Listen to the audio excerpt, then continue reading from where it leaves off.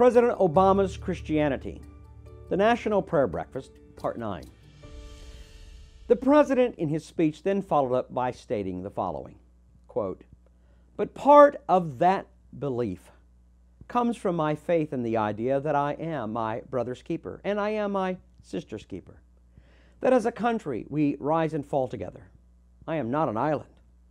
I am not alone in my success. I succeed because others succeed with me," unquote.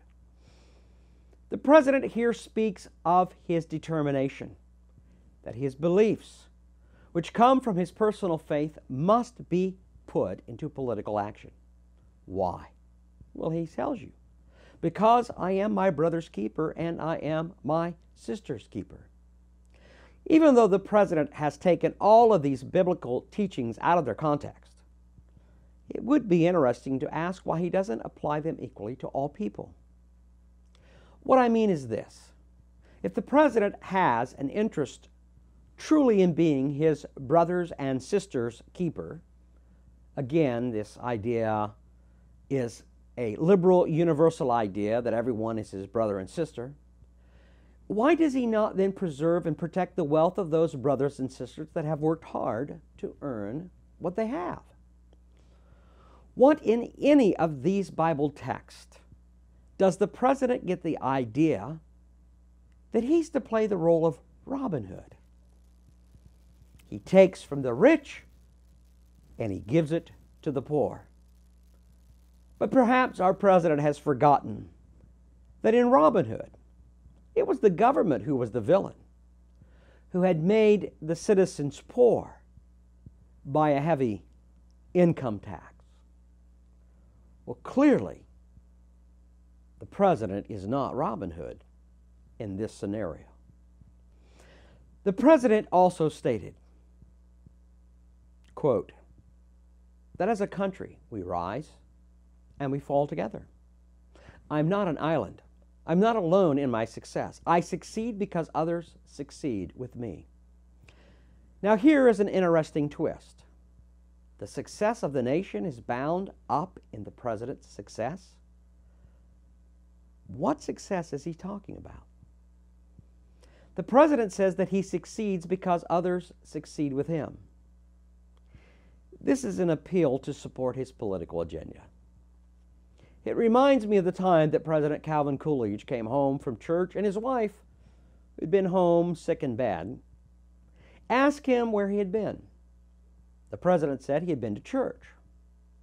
"And what did the preacher preach on?" asked his wife.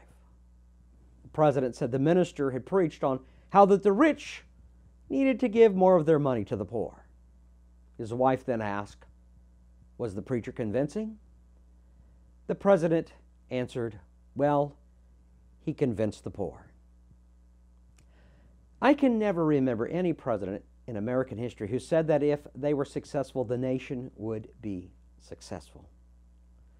Rather, the nation's success is from the success of its people who maintained the constitutional principles of freedom and exercised their rights and duties and responsibilities in a free market economy. The President is correct. He's not an island. But he is wrong in thinking that our nation succeeds and its successes are bound to one man.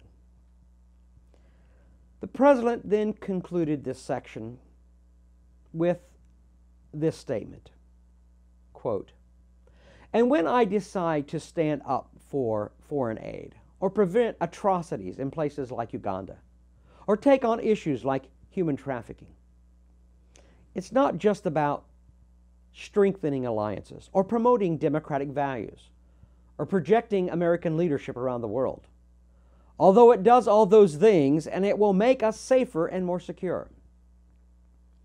It's also about the biblical call to care for the least of these, for the poor, for those at the margins of our society." One wonders why so many in political office who hold to such socialistic teachings give so little of their own money to support charitable causes. Why is it that they're so willing to give the monies that others have earned through their hard work, by the imputation of taxing schemes, thus trying to transfer the wealth of the nation by political force? Well, there can be only one answer to such a question. They are socialist, and they are acting as the elitist which always rise to the top in any socialistic political regime. Yes, they're going to take your money, and they're going to transfer your wealth.